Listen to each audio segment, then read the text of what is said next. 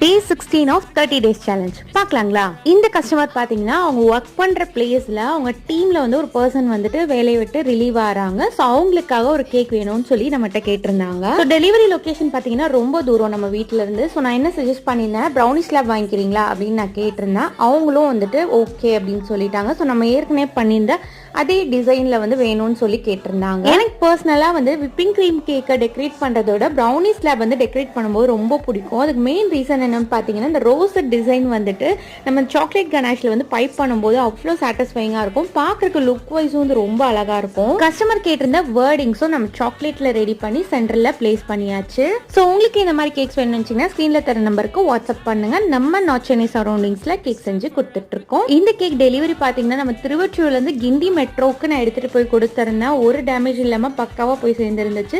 Finally கேக்கோட look இப்படிதான் இருந்துச்சு. உங்களுக்கு பிடிச்சிச்சான்னு மறக்காம கமெண்ட்ஸ் ஷேர் பண்ணுங்க.